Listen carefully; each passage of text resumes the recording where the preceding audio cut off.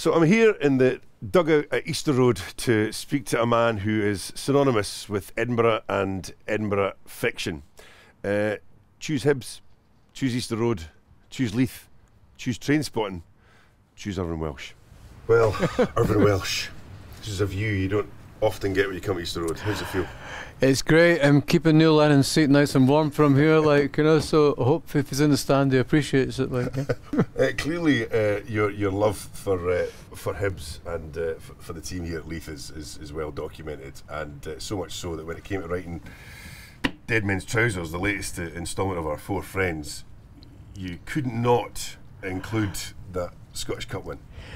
Yeah, I mean, it was like, you have to think about, you know, because everybody kind of moves apart the older they get and all that, and you have to think, what would actually bring these guys together? And it's the only conceivable way that you could actually have them together, the four of them doing something together.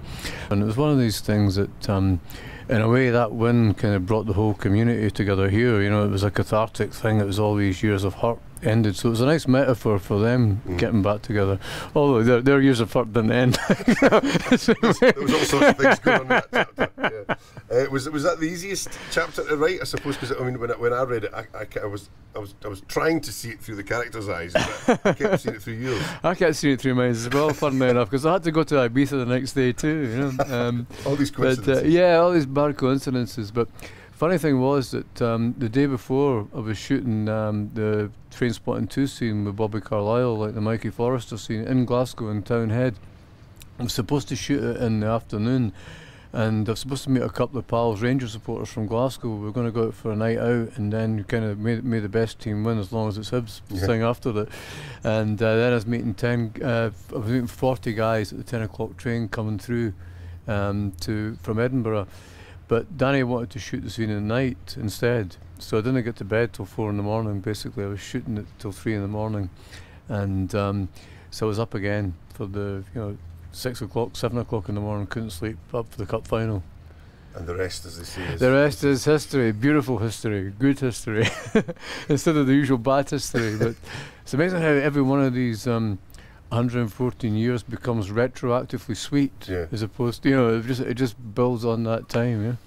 So that was your own Scottish Cup final, which you then obviously brought into the book Dead Men's Trousers. Let's bring everybody up to speed where this book picks up from, because if you've seen the film Trainspotting 2, there's two slightly different journeys that we're on here with the books and with the films, is that right?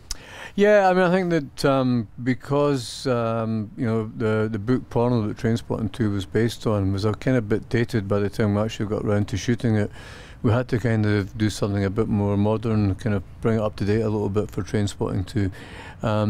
So the kind of dive, there was from the literary world of the characters to the filmic world, there's been a bit of a divergence. And I think that influenced the writing of this book, because I'd done the book The Blade Artists when they meet on the plane, and I wanted to know kind of what happened after that. And I probably wouldn't have been as inclined to do it so quickly, but working with John Hodge and Danny Boyle and just being immersed in the characters again, it was like it was all very much with me. So it kind of forced my hand in a way. I just got so kind of immersed back into that world again and these characters that I just kind of basically picked up from there. So Trainspotting 2 and the book before it, the Blade Artists, were probably kind of basically corralled me into writing this one. So the four characters are back, and some have changed a wee bit more than others. It's kind of, as you start the book, it's sort of seen through Renton's eyes. He's a high-flying manager of DJs, and he bumps into Begbie, or Franco as he is now. So bring us up to speed with the four characters and our other two friends as well. Yeah, I mean, Begbie's kind of reinvented himself as a successful artist. And the Blade Artist, he just continues that kind of journey of being a successful artist, but more undercover psychopath than overt psychopath now. Is this because he can manage? Yeah, he's managing his life a bit better, but he's still causing chaos in everybody else's life. So he's a successful artist, living the life. He's a successful artist. He's not a very good one. He's basically a scam. He's scammed people into believing that his art has value, which most artists do, I suppose, anyway. And then Renton is manages these three DJs. He's looking for a fourth one.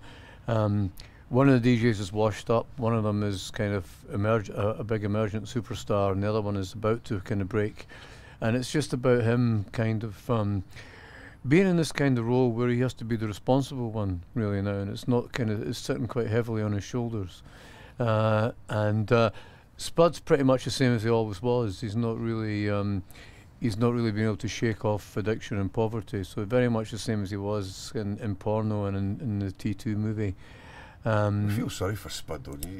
We all do, never give him yeah. a break, do we you? all do. He never gets a break. No, he never cuts a break. Maybe he'll get one this time. I don't know. You have to read it and see.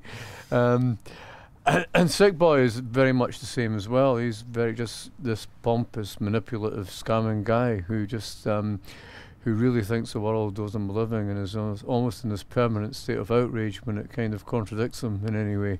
So yeah, so it's like they're great characters to write because they're just such strong archetypes and so much mileage in them. They basically just write themselves, you know. Because you do see, as the book goes on, you see it through each of their eyes as thing goes on. Is it easy to sort of slip from one to the next to the other? You must know them that well. Yeah, you do. You just get into them, you know. It's like there's a they're almost like I'm sure there's little kind of, you know, Sick Boy, Begbie, Spud and Renton chambers in my brain now. You know, I just kind of like bang into one and bang into the other. It's like you know, you just do. They just do become kind of almost sort of little vaults that are locked into your head.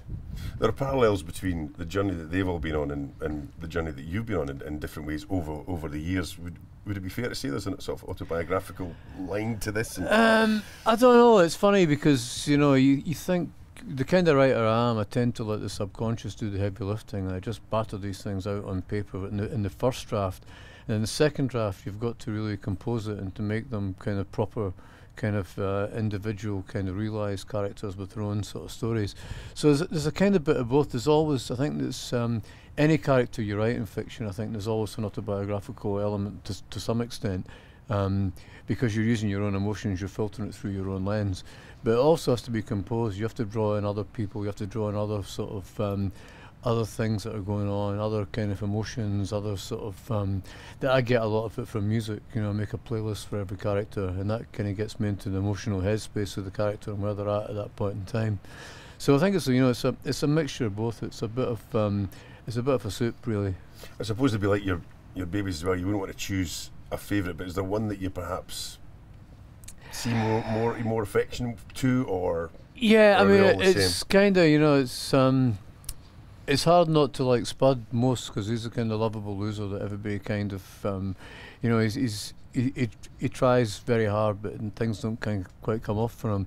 But you know, it's that kind of thing that you kind of you don't necessarily have to like them, but you have to be able to empathise with them, to be able to put yourself in their shoes and think about what they would do in that situation, how they would feel in that situation. I mean, you know, anyone that's read your books will know they're perhaps not for the faint-hearted or the easily offended, let's just say. Do you, I mean, as you're writing some of these moments in these chapters, do you ever go, oh no, Irvine, that's just a wee bit too far, we can't go there? Or do you just, if it's there, you go for it? Do you ever wince at anything that you yeah, write? I mean, sometimes there's things that you kind of, you know, I look, you know, if you get into that place where you're just banging this out and then you look back and you print it off, you look back and take it to the cafe and you're going over it and you read it and you go like, what's happened there? Who wrote that, basically?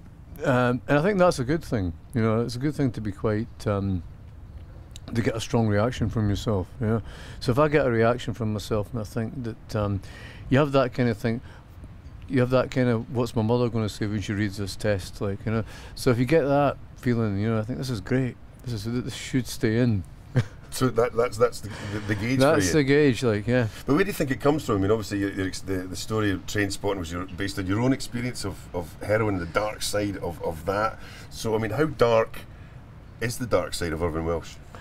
I don't know. I mean, I think it's like one of the great things about writing fiction. I think it's cathartic in some ways that you kind of you get all the darkness out onto the page, so you don't really need to go there in your personal life. So yeah, I mean, it's difficult to say. I mean, I've kind of probably got a kind of dark sense of humour, but I tend not to be that dark. I tend to be quite light in my personal life. It's not all just narrative. You've gone into the world of shall we say, comic art in there as well. What is this? Where does this come in the book?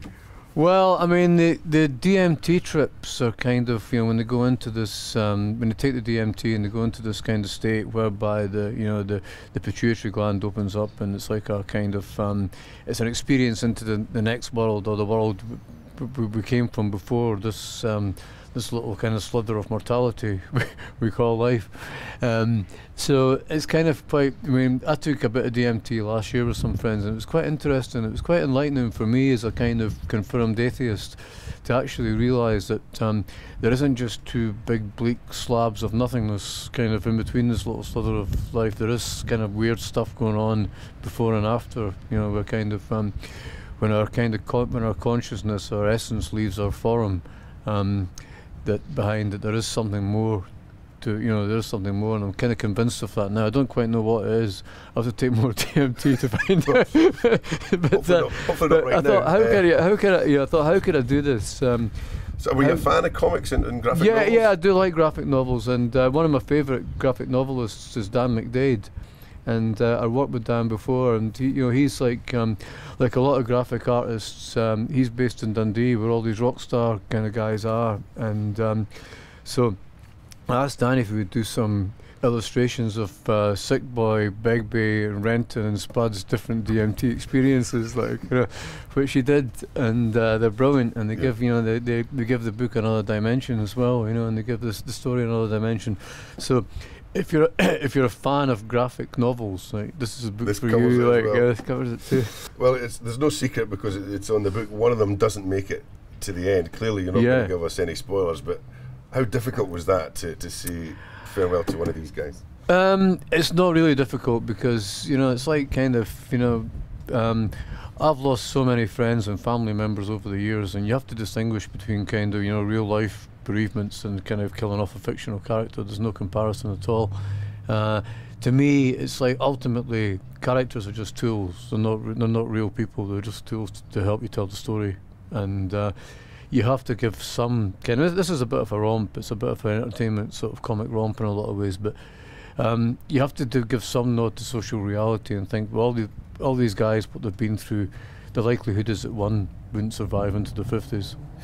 And with regards to this, you've said it's going to be the last outing. Is it? And the natural question then is going to be, will it be on the big screen? I think that the characters will come back in other books. I mean, you know, obviously now one's gone, so they won't be a gang again. I can't see them all the remaining three actually being together again. I can see maybe 2 out of 3 doing something together. So there's a chance that they might come back in some ways, but.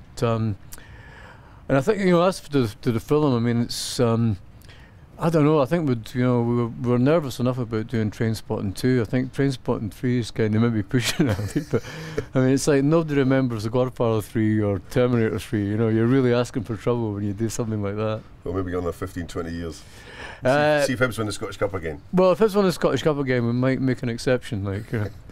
The talent of Irvine Welsh knows no bounds. You have also, and I quote, released a single or recorded a single, Whacked, to tie in with us. Tell us about that. Yeah, it actually comes out next month, World Record Day, which I think is April the 21st, which is Iggy Pop's birthday. So we're doing a thing with Iggy on his birthday in Miami and bringing it out then. It's myself and Arthur Baker, kind of sort of legendary producer, kind of sort of, he's worked with everybody from like Bob Dylan and Bruce Springsteen to me, basically, like, you know. Just chuck your name there, that little stick New Order in between and all that, like, you know. But you know, and Paranoid London, who are just amazing. You know, they're kind of big emergent acid house force now in London. So we've done this. We've done an old school acid house track, basically. So this is going to come out on Record Store Day in April. On yeah, vinyl? We're doing it on vinyl, of course, of course. Like, we're doing it on vinyl, and yeah, I'm just looking forward to it coming out. It's brilliant. I'm a big fan of vinyl and the resurgence of it. What are you making of that?